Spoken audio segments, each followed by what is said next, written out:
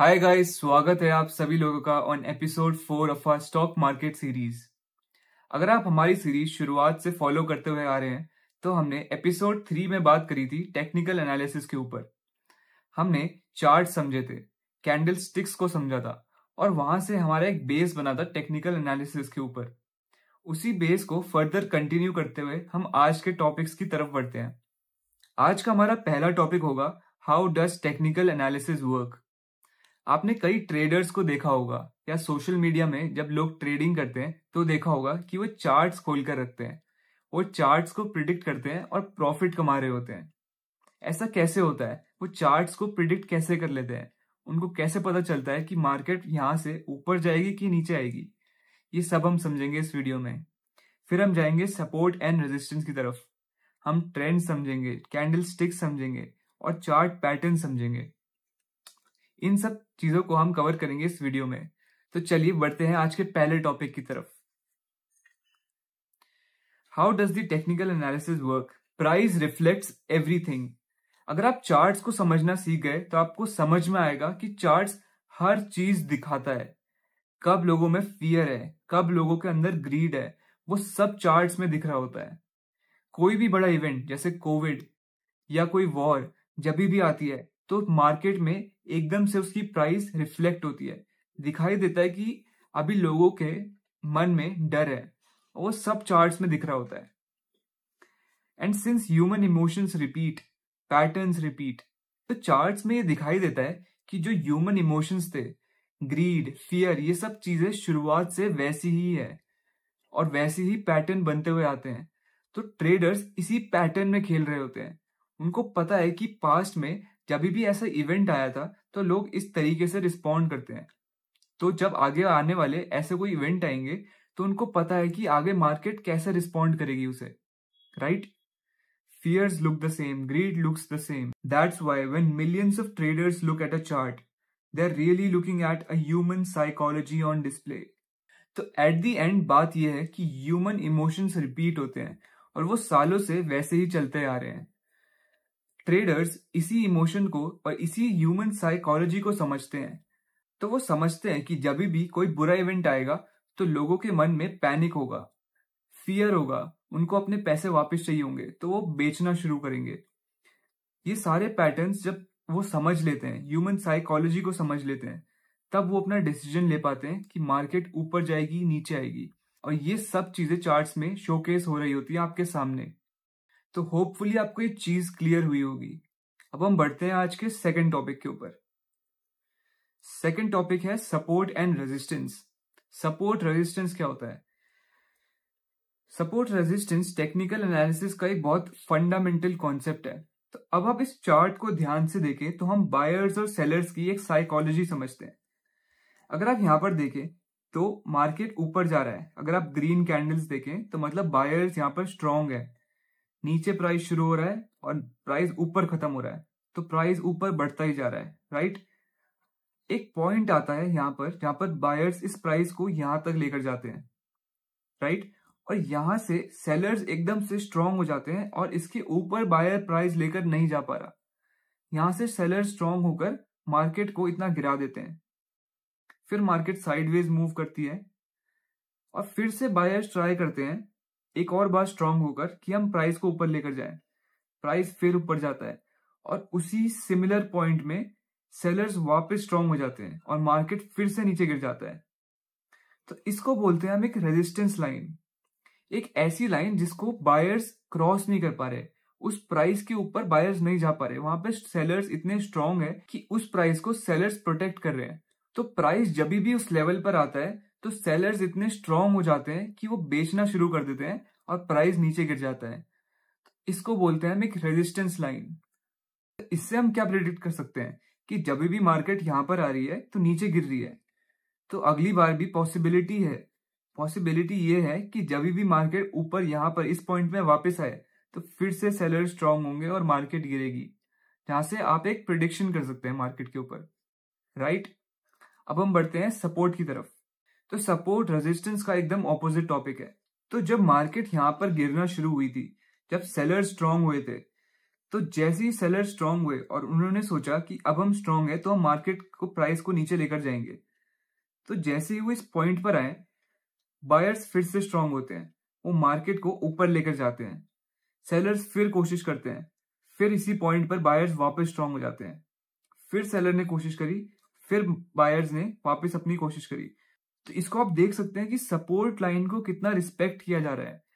Buyers protect कर रहे हैं इस लाइन को। जब भी प्राइस उस पॉइंट पर आ रहा है तो मार्केट ऊपर जा रही है। बायर्स बाइंग कर रहे हैं जब भी इस पॉइंट पर मार्केट आती है। 1 बार, 2 बार, 3 बार, 4 बार, 5 बार मार्केट ऊपर गई है। तो ये होती है एक सपोर्ट लाइन जो बायर्स प्रोटेक्ट कर रहे होते हैं, और रेजिस्टेंस लाइन सेलर्स प्रोटेक्ट करते हैं। तो होपफुली आपको सपोर्ट एंड रेजिस्टेंस समझ में आई होगी। हम इस सपोर्ट एंड रेजिस्टेंस लाइन को फर्दर आने वाले एपिसोड्स में रियल टाइम चार्ट्स में लगाकर देखेंगे, जिससे आपकी अंडरस्टैंडिंग और ज्यादा स्ट्रांग होगी। पर ये बेस आपको समझना जरूरी है। तो आई होप यहां तक क्लियर होगा। अब हम बढ़ते हैं आज के तीसरे टॉपिक पर। थर्ड टॉपिक है टाइप्स ऑफ ट्रेंड्स। ट्रेंड्स क्या होते हैं कि मार्केट हमेशा कोई ट्रेंड में मूव कर रही होती है। या तो मार्केट ऊपर की तरफ जा रही होती है, या तो साइडवेज मूव कर रही होती है, या डाउन ट्रेंड मूव कर रही होती है। राइट? अगर आप यहां से देखें तो एक अप ट्रेंड में होता क्या है, अप ट्रेंड में मार्केट हायर हाईज बनाती है। हायर हाईज मतलब मार्केट ने ये हाई बनाया, फिर क्या किया, इस हाई को ब्रेक कर दिया, इस हाई को ब्रेक करके एक नया हाई बनाया जो इससे भी हायर हाई है। फिर मार्केट ने एक और हायर हाई बनाया, फिर मार्केट वापस नीचे आई, एक और हायर हाई बनाया। तो आप देख सकते हैं कि मार्केट हायर हाई बना रही है। अप ट्रेंड मार्केट में हायर हाईज बनते हैं, जिससे हमें पता चलता है कि मार्केट एक अप ट्रेंड में है। प्राइस कॉन्टिन्यूसली ऊपर की तरफ मूव कर रहा है। फिर साइडवेज में मार्केट रेंज बाउंड रहती है, एक रेंज में रहती है। अगर हम यहाँ पे एक रेजिस्टेंस बना दे, यहाँ पर एक सपोर्ट बना दे, तो अगर मार्केट इसी सपोर्ट एंड रेजिस्टेंस में ऊपर नीचे कर रही है तो इसको बोलते हैं साइडवेज मार्केट। मार्केट के पास कोई डायरेक्शन नहीं है, ना बायर स्ट्रांग है ना सेलर स्ट्रांग है। मार्केट में बायर्स और सेलर्स के बीच में फाइट चल रही है। ये पूरे साइडवेज मार्केट में बायर्स और सेलर्स के बीच में फाइट हो रही है। सेलर स्ट्रांग होते हैं, फिर बायर स्ट्रांग हो जाते हैं, फिर सेलर स्ट्रांग हो जाते हैं, फिर बायर स्ट्रांग हो जाते हैं। तो कोई इस रेंज को तोड़ नहीं पा रहा है, कोई इतना स्ट्रांग नहीं हो पा रहा है कि इस रेंज को तोड़ पाए। तो इसको बोलते हैं हम साइडवेज मार्केट। तो फिर आती है हमारी डाउन ट्रेंड मार्केट, जिसमें प्राइस कॉन्टिन्यूसली नीचे की तरफ गिर रहा होगा।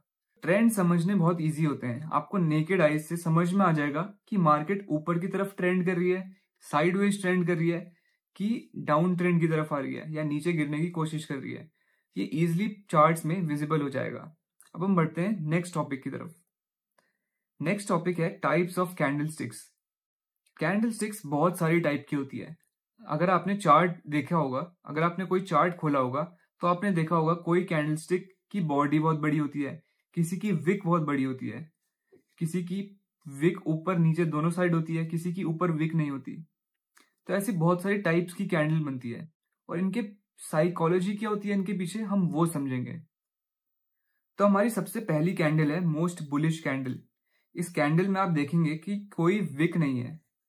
अगर आपने हमारा थर्ड एपिसोड देखा है तो आपको कैंडल स्टिक को पढ़ना तो आता होगा। इसमें प्राइस यहां पर शुरू हुआ इस पॉइंट पे, और मार्केट यहां से सिर्फ ऊपर गई है, मार्केट यहां से नीचे नहीं गई। अगर मार्केट नीचे जाती और फिर ऊपर जाती तो यहां पर एक विक बनी होती।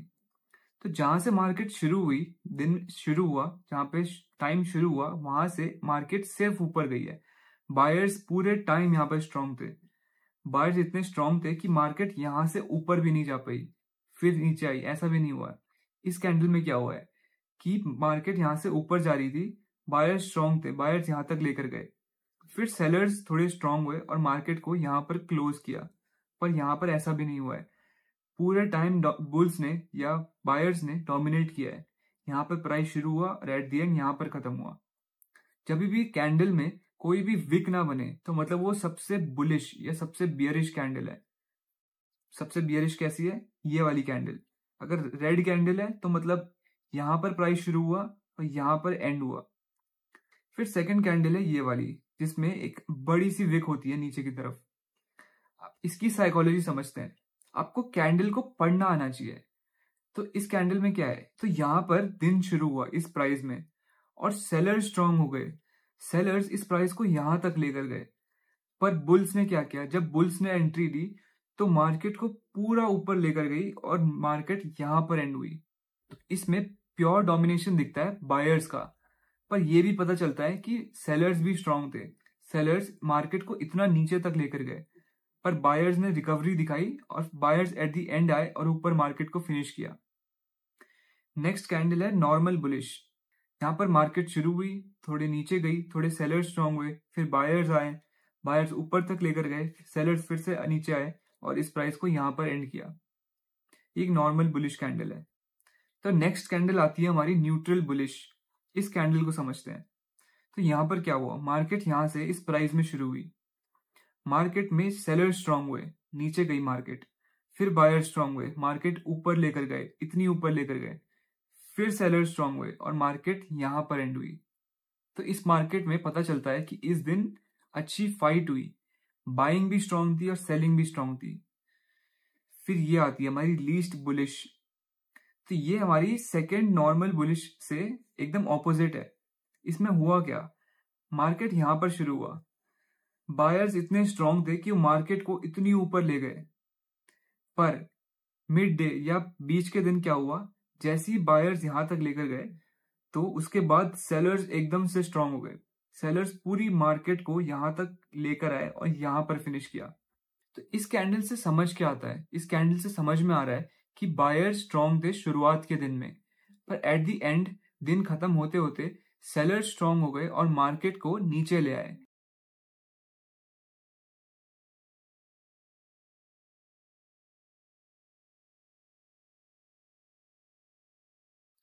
तो आई होप आपको कैंडल स्टिक्स की साइकोलॉजी समझ में आ रही होगी। ये सारी थी बुलिश कैंडल स्टिक्स और ये है बियरिश कैंडल स्टिक्स। एकदम सेम साइकोलॉजी है। अगर मैं कोई आपको एक कैंडल दिखाऊं, तो अगर हम इस कैंडल को समझते हैं तो यहां पर क्या हुआ, मार्केट शुरू यहां से हुई। जब भी रेड कैंडल होती है तो मार्केट ऊपर वाली, जहां बॉडी शुरू हो रही है, ऊपर वाला पार्ट वहां से शुरू होती है। मार्केट यहां से शुरू हुई, बायर स्ट्रांग हुए, पर एट द एंड क्या हुआ कि सेलर्स वापस आए, बियर्स वापस आए और मार्केट को यहां पर एंड किया। आई होप जितना मैंने आपको समझाया है उतना आपको समझ में आ रहा होगा। अगर आपको इतना आ गया तो आपको साइकोलॉजी तो समझ में आ गई होगी कि कैंडल स्टिक मूव कैसे करती है, वो कैसे फॉर्म हो रही है, उसके बीच में हम समझ क्या सकते हैं उस कैंडल स्टिक से, राइट। अब हम बढ़ते हैं नेक्स्ट टॉपिक की तरफ। नेक्स्ट टॉपिक होगा चार्ट पैटर्न्स। हम दो चार्ट पैटर्न्स के बारे में बात करेंगे आज। चार्ट पैटर्न समझने जरूरी क्यों है, चार्ट पैटर्न से लोग ट्रेडिंग स्ट्रैटेजी बनाते हैं, लोग ट्रेड करते हैं चार्ट पैटर्न्स के थ्रू। तो इस पैटर्न का नाम है बुलिश फ्लैग। ऐसे हजारों पैटर्न आपको गूगल में मिल जाएंगे। लोग क्या करते हैं कि पैटर्न का नाम याद कर कर उसको रट लेते हैं। वो समझ लेते हैं कि ये पैटर्न ऐसा बन रहा है और ऐसे करने के बाद ऐसे करना होगा हमें, और इस बेसिस में ट्रेड ले लेते हैं। पर वो ये नहीं समझते कि उस पैटर्न के पीछे साइकोलॉजी क्या है, ऐसा पैटर्न बना क्यों है और हम क्यों ट्रेड ले रहे हैं उस पर। तो इसको हम थोड़ा डीप डाइव करेंगे। हम दो पैटर्न कवर करेंगे आज और इन दोनों पैटर्न की साइकोलॉजी समझेंगे और समझेंगे कि कैसे हम इस पर ट्रेड कर सकते हैं। तो अगर हम इस चार्ट को समझे तो इसमें क्या हो रहा है, सबसे पहले मार्केट एक अप ट्रेंड में आती है। आपको इतना तो समझ में आ रहा होगा, यहाँ पर मार्केट यहां से यहां तक एक अप ट्रेंड में है। मार्केट यहां से अप ट्रेंड में आई, फिर क्या हुआ, फिर मार्केट एक रेंज बाउंड साइडवेज मूवमेंट करने लगी, राइट। यहां से यहां तक मार्केट इस रेंज को तोड़ नहीं पा रही है। इसमें पता क्या चल रहा है, यहां पे हमें पता चला कि बायर स्ट्रांग थे जो प्राइस को ऊपर लेके जा रहे हैं, यहाँ पे सेलर्स वीक थे।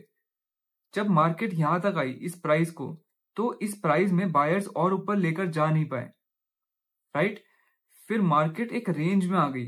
जब भी बायर्स ऊपर जाने की कोशिश करते हैं तो सेलर्स नीचे ले आते हैं। तो इससे हमें पता चलता है कि बायर्स में अभी उतनी स्ट्रेंथ नहीं बची है। बायर्स प्राइस को नीचे से ऊपर तो ले आए, पर इससे ऊपर ले जाने के लिए उसके पास स्ट्रेंथ नहीं है। सेलर्स कोशिश कर रहे हैं कि बायर्स को वहीं पर रिस्ट्रिक्ट कर पाए। तो जब ये फाइट चल रही होती है तब एक मार्केट रेंज में आ जाती है।